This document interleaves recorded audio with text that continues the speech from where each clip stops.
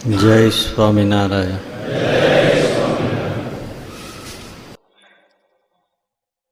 રામકૃષ્ણ પરમહંસ માતાજીની પૂજા, સેવા પૂજામાં રાણી રાસમણીએ મંદિર કરેલું માતાજીનું કલકત્તા, એને પૂજા સેવા પૂજામાં રાખ્યા. પરમહંસજીનું તો ખાતું એવું કાંઈ સમયસર ચાલે નહીં બધું, પણ એ એટલા ભોળા ને આમ ભલા એવા લાગ્યા. અને બીજું કારણ હતું કે કોઈ એ રાણી રાસમણી આમ શુદ્ર જાતિના હતા, એને મંદિર બનાવેલું, કોઈ બ્રાહ્મણ પૂજારીમાં આવતો જ નહોતો.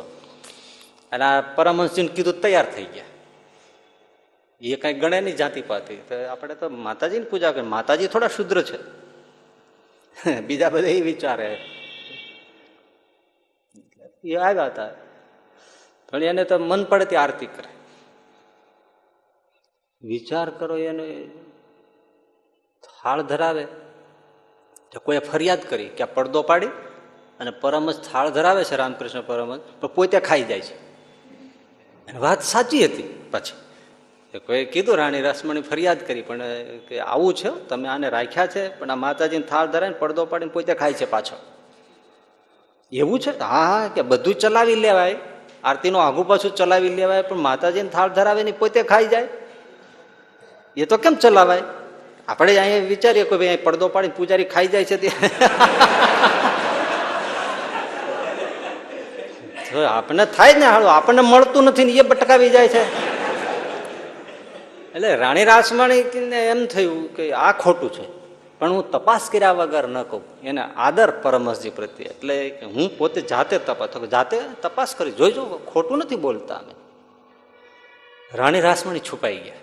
જોજો ભાઈ, આ ભાવ બદલાય જાય. પ્રત્યક્ષ ભગવાન માનતા હોય, પથ્થરના ભાવ, ચિત્રના ભાવ ટળી ગયા હોય તો એ પરમહંસજી થાળ લાવ્યા, રાણી રાસમણી છુપાઈને બેઠા છે. અને પરમહંસજીએ થાળ મૂક્યો, થોડી વાર બેઠા, 2-5 વાર કીધું જમો માં. એને થાળ બાળ કાંઈ ન હોય, જમો થાળ જીવન જવું એવું કાંઈ પદ ન હોય રામકૃષ્ણ પરમહંસ પાસે. જમો માતાજી, તમારા માટે લાવ્યા છે. એક વાર બોલ્યા, માં જમો, સમય થઈ ગયો છે, લ્યો જમો. 2-3 વાર કર્યું. એમ કઈ પથ્થરની મૂર્તિ એમ કઈ જમે? એટલે પછી પણ એને પથ્થર નહોતા માનતા ને, એને તો માં સાક્ષાત બેઠી છે એમ માનતા હતા, જગદંબા. 2-3 વાર કીધું, જીમા નહીં. આ રોજ આવી રીતનો એનો ક્રમ. એટલે પછી પરમહંસજી બોલ્યા, હા હા હા હા, હવે હું સમજ્યો, તું માં છો, હું દીકરો છું. દીકરાને જમાડ્યા વગર માં કોઈ દી જમે નહીં, બરાબર ને? હા, હું થોડું જમીશ પછી જ તું જમીશ, ત્યાં સુધી તું નહીં જમે. હું દીકરાને જમાડ્યા વગર માં કોઈ દી જમે નહીં, લે હું જમી લઉં. બસ થાળીમાં જમવા મળ્યા. રામ અને રાણી રાસમણીએ જોયું, મારા સાચે ને ટટકાવે છે.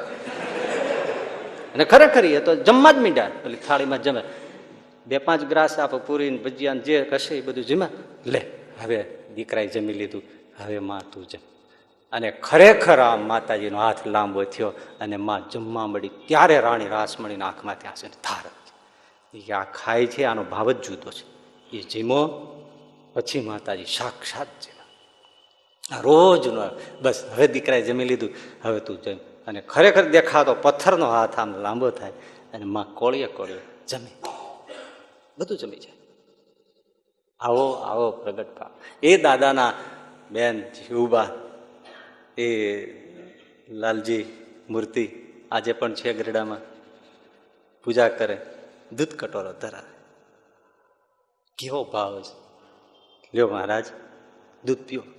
અને ખરેખર આ મૂર્તિ હાથ લાંબો થાય, દૂધ હાથ લાંબો થાય, કટોરો ઉપાડે અને દૂધ પી જાય.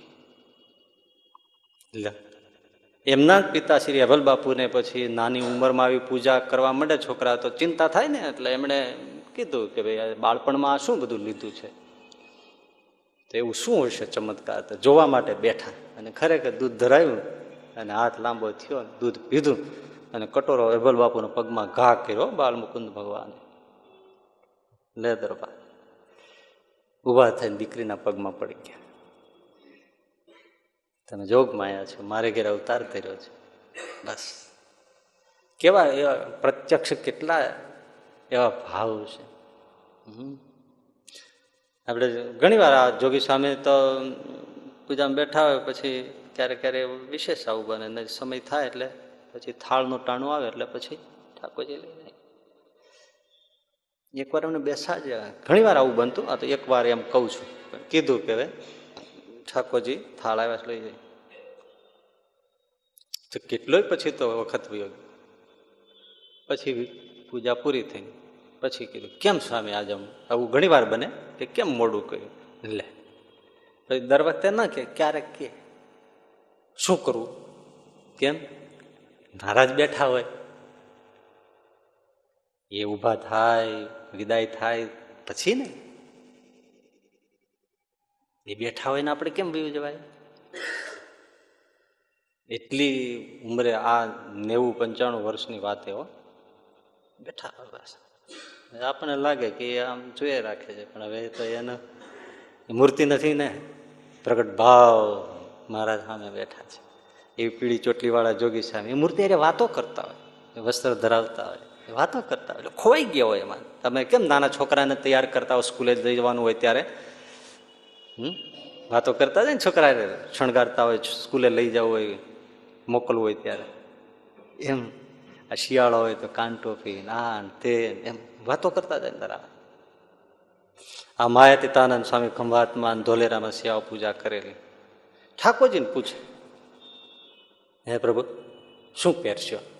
સુરવાળ પહેરવો છે, ધોતી પહેરવી છે, અંગરકૂપ પહેરવું છે, કયો હાર પહેરવો છે, આ ટોપી પહેરવી છે, આ પહેરવી છે, આવું. અને ઠાકોરજી કહેતા જાય એ પહેરાવતા જાય. હવે બે જાણે બોલો.